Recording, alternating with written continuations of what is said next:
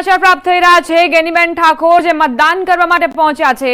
ગેનીબેન જેમને લોકસભાની ચૂંટણીમાં જંપ લાવ્યું અને બનાસકાંઠાની લોકસભા બેઠક પર જીત મેળવી એટલે જ આ બેઠક ખાલી થઈ હતી અને હવે ચૂંટણી યોજવામાં આવી છે। પેટા ચૂંટણીનું આયોજન વાવ બેઠક પર થયું છે।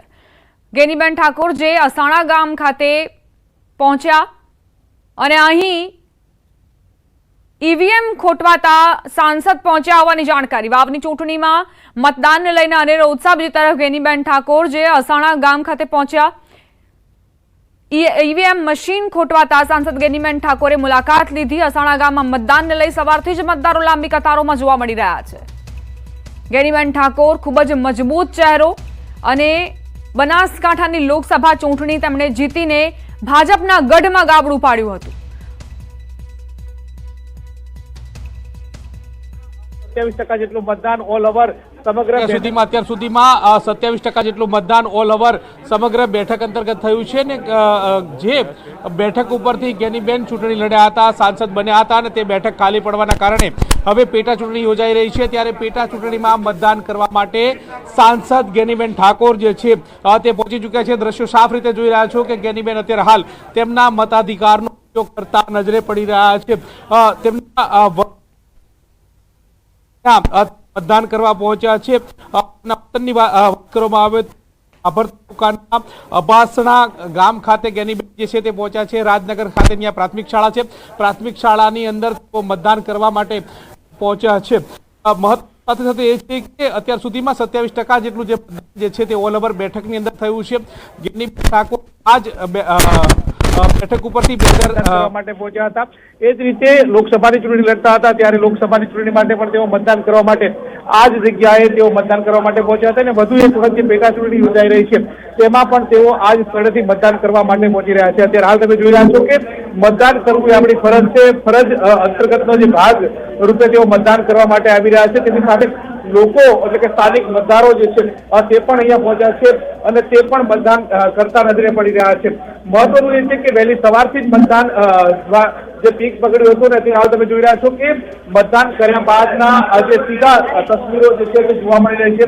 એટલે કે તેમણે તેમના મતાધિકારનો ઉપયોગ જે છે તે કર્યો છે અને મતદાન કર્યા બાદ તેઓ મતદાન મથકમાંથી બહાર આવતા નજરે પડી રહ્યા છે। એ જ દર્શાવે છે। મહત્વનું એ છે કે અત્યારે હાલ તમે જોઈ રહ્યા છો કે ગેનીબેન મતદાન કરવા આવ્યા છે તેમની સાથે મોટી સંખ્યાની અંદર લોકો જે છે તે પણ અહીંયા ઉપસ્થિત હોય તે સાથે મોટી સંખ્યાની અંદર લોકો જે છે તે પણ અહીંયા ઉપસ્થિત હોય તે પ્રકારના દ્રશ્યો જોવા મળી રહ્યા છે। ગેનીબેન ફરી એકવાર અહીંયા મતદાન કરવા માટે આવ્યા છે, શું કહેશો? હા, ગેનીબેન અહીંયાથી અહીંયાની જન્મભૂમિ છે એટલે ગેનીબેન અહીંયા જ એમની જન્મભૂમિમાં મતદાન કરવા આવ્યા, અહીંયા જ કરે છે આ શાળામાં। તમે મતદાન કર્યું કે કેમ? ના, હવે બાકી છે, હવે કરવાનું જ છે। પછી તો અત્યારે હાલ ગેનીબેન અહીંયા પહોંચ્યા બાદ તમામ લોકો જે છે તે પણ અહીંયા આવ્યા છે, તેઓ પણ મતદાન કરવા માટે પહોંચ્યા હોય તે પ્રકારના દ્રશ્યો જે છે તે જોવા મળી રહ્યા છે। અત્યારે હાલ તમે જોઈ રહ્યા છો કે આશીર્વાદ લેતા નજરે પડી રહ્યા છે। આ દ્રશ્યો સીધા તમને મતદાન મથકની બહાર ગેનીબેન મતદાન કરીને આવ્યા હતા વૃદ્ધ માતાજી સાથે, તેઓ તેમને મળ્યા હતા, તેમની સાથે વાર્તાલાપ કર્યો હતો અને તેમના માથે હાથ ફેરવીને તેમને આશીર્વાદ લીધા હોય તે પ્રકારના દ્રશ્યો જોવા મળી રહ્યા છે। આ જો મતદાન મથક કેન્દ્રની બહારના દ્રશ્યો છે કે જ્યાં લોકો અત્યારે હાલ એક ઉત્સાહપૂર્વક તેમની સાથે વાર્તાલાપ કરતા પણ નજરે પડી રહ્યા છે। મહત્વનું એ છે કે અહીંયા જે ઉપસ્થિત મતદારો જે છે તે મતદારોને પણ મળતા જે છે તે નજરે પડી રહ્યા છે।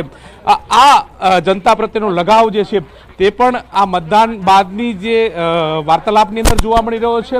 આ જ પ્રકારના દ્રશ્યો જોવા મળી રહ્યા છે। જે એજન્ટો બેઠા છે, એજન્ટોને તેઓ મળવા જઈ રહ્યા છે, તેમની સાથે વાર્તાલાપ કરી રહ્યા છે કે કેટલા ટકા સુધીનું મતદાન સમગ્ર ગામમાં છે, કેટલું મતદાન થયું છે તેનો પણ ચિતાર મેળવતા નજરે પડી રહ્યા છે। આ પ્રકારની જે સ્થિતિ જે છે તે જોવા મળતી હોય છે। અત્યારે હાલ આ સીધા દ્રશ્યો જે છે તે જોવા મળતા હોય છે। મહત્વનું એ છે કે ત્રિપાખીઓ જંગ આ બેઠકની અંદર જામ્યો છે। ગેનીબેન માટે આ બેઠક એટલા માટે મહત્વની છે કે આ બેઠકમાં તેઓ 2 ટર્મથી જીતતા આવ્યા છે। જીતતા આવ્યા બાદ તેઓ જે છે તે અહીંયાથી જે ચૂંટણી લડ્યા હતા અને હવે સાંસદ બન્યા બાદ આ બેઠક ખાલી પડી છે। એટલે કે તેમણે વારંવાર જે ચૂંટણી પ્રચાર કરતા હતા, ચૂંટણી પ્રચાર દરમિયાન પણ તેમણે કહ્યું છે કે આ બેઠક એટલા માટે મહત્વની છે કે વાયનાડથી વાવ સુધી આ ચર્ચા આ પ્રકારના નિવેદનો જે છે તે કરતા જોવા મળ્યા હતા। અત્યારે હાલ મતદાન મથકની બહાર લોકોને મળતા નજરે પડી રહ્યા છે, લોકો સાથે વાર્તાલાપ કરતા નજરે પડી રહ્યા છે અને આ જ પ્રકારના દ્રશ્યો જે છે તે જોવા મળી રહ્યા છે, જે સાફ રીતે દર્શાવે છે કે લોકો ગૌતમ, ગેનીબેન શું કહી રહ્યા છે તે પણ સંભળાવવાનો પ્રયત્ન કરજો. વિધાનસભાના પરિણામ ઉપરથી જ્યારે ફૂંકાવાનું છે ત્યારે બનાસકાંઠા જિલ્લો એ સમગ્ર ગુજરાતની અંદર 26 સીટો ભારતીય જનતા પાર્ટી 5 લાખના પ્લસથી લોકસભામાં જીતવા માંગતા હતા. એ ટાઈમે પણ મતદારોએ, બનાસકાંઠાના મતદારોએ એ કોંગ્રેસ પાર્ટીની વિચારધારાને અને વર્તમાન જે ગુજરાત સરકાર હોય કે કેન્દ્ર સરકાર હોય એ લોકોના કામો કરવામાં ઓણા ઉતર્યા છે. એમનો જે એજન્ડા હતો એમાં ક્યાંક ને ક્યાંક ઓણા ઉતર્યા છે ને એના કારણે લોકસભામાં પણ આશીર્વાદ આપ્યા હતા. અને આ પેટા ચૂંટણીમાં અહીંયા પુનરાવર્તન કરીને કોંગ્રેસ પાર્ટી વિધાનસભામાં હેટ્રિક મારશે અને કોંગ્રેસના મતદારો, સર્વ સમાજના મતદારો કોંગ્રેસ પાર્ટીના ઉમેદવારને આશીર્વાદ આપશે અને કમળ ઉપર ગુલાબ ભારે પડશે અને અમારો જે વિજય છે એ નિશ્ચિત છે. મતદાનના મથકોની મુલાકાત લેતા અને મતદારોનો ઉત્સાહ જોતા એટલે 23 તારીખે પરિણામ આવશે ત્યારે અમારો વિજય વરઘોડો અને અબીલ ને ગુલાલના જશ્નના ભાગીદાર એ વિધાનસભાના સર્વ સમાજના મતદારો થશે એવો મને મારા મતદારો ઉપરના વિસ્તાર ઉપર પૂરો છે. ટકાવારી જે પ્રમાણે મતદાનની છે અત્યારે લગભગ 24% ઉપર મતદાન જતું રહ્યું છે. શું લાગે છે મતદાન હજી વધશે અને વધશે તો ક્યાં તરફ ફાયદો? સારું મતદાન સવારથી કરીને જ મોટા ભાગના બૂથોની મેં મુલાકાત લીધી, ત્યાં લાંબી લાઈનો હતી. 25% જે ઓલ ઓવર મતદાન છે પણ એ અત્યારના સમય સુધી ખૂબ સારું કહેવાય. જે જાતિ સમીકરણના આધારે પણ પોતપોતે ઉમેદવારો પૂરા પ્રમાણમાં મતદાન થાય એવા એમના ટેકેદારોના બધાના પ્રયાસો રહેશે. એટલે હું માનું છું ત્યાં સુધી આ વખતે 80%ની આસપાસ એ ઓલ ઓવર મતદાન થશે એવી મારી એક ગણતરી અને માહોલ જોતા. અને જે પરંપરા રહી છે કે સામાન્ય ચૂંટણીમાં પણ 75% જેટલું મતદાન કાયમી રહેતું તો 65% મતદાન આ વખતે વધશે એવું મને પોતાને લાગે. સવારમાં શનિસેડા હોય, અસાણા હોય, આવા 3-4 ગામોની અંદર ઈવીએમ મશીન છે એની ખરાબીના કારણે ક્યાંક ને ક્યાંક લાંબી લાઈનો લાગી અને મતદારોને વેટ કરવો પડ્યો. એક ખાલી પેટા ચૂંટણીમાં પણ જે મશીનરી તૈનાત હોવી જોઈએ એ ક્યાંક ને ક્યાંક અભાવ રહ્યો એવું મને પોતાને લાગે છે. પણ ટેકનિકલ બાબત છે અને એનું સોલ્યુશન થઈ ગયું છે ને હવે મતદારો પૂરું મતદાન કરી રહ્યા છે. બેન, બીજી કોઈ પણ પ્રકારની ફરિયાદ જે પ્રચાર દરમિયાન આપે આક્ષેપ લગાયા હતા એવું ક્યાંય આપણે લાગી રહ્યું છે? એ બધું જ્યાં રૂલિંગ પાર્ટી જેને લોકશાહીને માનતા જ નથી, માત્ર પૈસા, સામ દામ દંડ ભેદને જે દબાવની રાજનીતિ છે એ એમના એકદમ પેલામાં આવી ગઈ છે વર્તનમાં. અને વર્તનમાં ને હવે પછી તો હું માનું છું કે એમના વારસામાં જ ખોટું કરવાનું, જૂઠું બોલવાનું, લોકોને ખોટા વાયદા આપવાના અને કેફી પદાર્થોથી ચૂંટણી જીતવા માટેના પ્રયાસો કરવાના, યુવાનોને કેફી પદાર્થોથી બરબાદ કરવાના. આ એજન્ડા એમનો આજનો નથી, કાયમી રહ્યો છે. પણ એ બધું ઉપરાંત પણ આ વિસ્તાર કાયમી કોંગ્રેસનો ગઢ રહ્યો છે ને આ વખતે પણ રહેશે. બીજી કોઈ ફરિયાદ આપને એવું થાય એવું એટલે અમે અસક્ષમ નથી. અમે અમારા બૂથો ઉપર લડવા માટે તૈયાર છીએ. અમારી જે કાર્યકરો બધા ઈમાનદારીથી મતદાન કરી રહ્યા છે અને કોઈ બૂથ કેપ્ચરિંગ કરે એટલું બધું અમે પણ કમ નથી. એમ તો બેને આ પ્રકારની જે પ્રતિક્રિયા જે છે તે આપી છે. બેનની સાથે સીધા વાત કરીશું. બેન,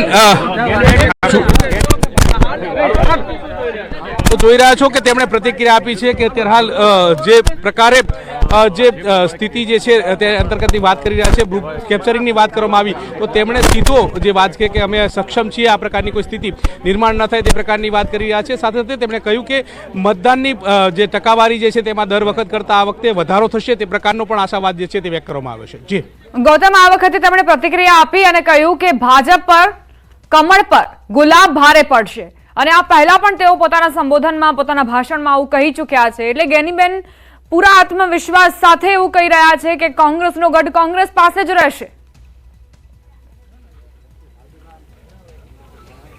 ચોક્કસથી એક તરફ ભારતીય જનતા પાર્ટી જે છે તે 7 વર્ષનો સંન્યાસ જે છે તે આ બેઠક ઉપરથી ભોગવી રહ્યું છે, ત્યારે ભારતીય જનતા પાર્ટીની સામે કોંગ્રેસ જે છે તે 7 વર્ષથી શાસન ઉપર છે. એટલે કે અગાઉ 2000ની સાલની વાત કરીએ તો ત્યારે પણ જ્ઞાનીબેન જે છે તે જીત્યા હતા અને ત્યારબાદ 2022માં પણ જે જ્ઞાનીબેન જે છે તે આ બેઠક ઉપર વિજય મેળવ્યો હતો, જે સાફ રીતે એ દર્શાવે છે કે 7 વર્ષનું શાસન થયું, પરંતુ કોંગ્રેસે જ્ઞાનીબેનને બનાસકાંઠાની જે લોકસભાની ચૂંટણી હતી તેમાં મેદાને ઉતાર્યા અને તેમાં તેઓ ભવ્ય વિજય જે છે તે મેળવ્યો હતો. ત્યારબાદ આ પેટા ચૂંટણી જે છે તે આવી છે. અત્યારે હાલ ત્રિપાંખીયો જંગ છે. ત્રિપાંખીય જંગની વચ્ચે જ્ઞાનીબેન પૂરેપૂરા આશ્વસ્ત દેખાઈ રહ્યા છે. તેમણે પ્રતિક્રિયા આપી. પ્રતિક્રિયામાં પણ તેમણે એક જ વસ્તુ જે છે તે જણાવી કે અમે પૂરેપૂરા આશ્વસ્ત છીએ, લોકો જે છે તેનો જનપ્રતિસાદ જે છે તે સમર્થન મળશે તે પ્રકારની પણ તેમણે વાત કરી. અને તેમણે એક વાત સીધા સંકેત સાથે કહ્યું કે કમળ ઉપર ગુલાબ જે છે તે ભારે પડશે, તે પ્રકારની પણ વાત તેમના મુખેથી સાંભળવા મળી. એટલે કે તેઓ પૂરેપૂરા આશ્વસ્ત જે છે તે જોવા મળી રહ્યા છે. તેમણે એક વાત એ પણ કરી કે ટકાવારી જે છે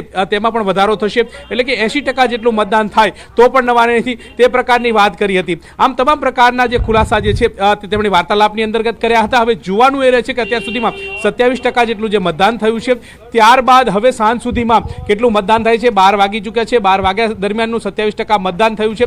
વહેલી સવારથી તમામ મતદાન મથકો ઉપર લોકોનો ઉત્સાહ જે છે તે જોવા મળ્યો હતો, પરંતુ ગરમી અને બેવડી ઋતુનો પણ અનુભવ જે છે તે થઈ રહ્યો છે આ વિસ્તારની અંદર. એટલે કે ક્યાંક જે બપોર બાદ એટલે કે 11 વાગ્યા બાદ જે ધીમું મતદાન થયું છે, ધીમી પ્રક્રિયા થઈ છે, પરંતુ સાંજ સુધીમાં પણ આ જ પ્રક્રિયા પીક પકડે તો નવાઈ નહીં. આમ કે 80% સુધીનું મતદાન પહોંચે તે પ્રકારની જ્ઞાનીબેન આશાવાદ વ્યક્ત કર્યો છે. હવે જોવાનું રહે છે કે કેટલા ટકા જેટલું મતદાન થાય છે. આભાર ગૌતમ, જાણકારી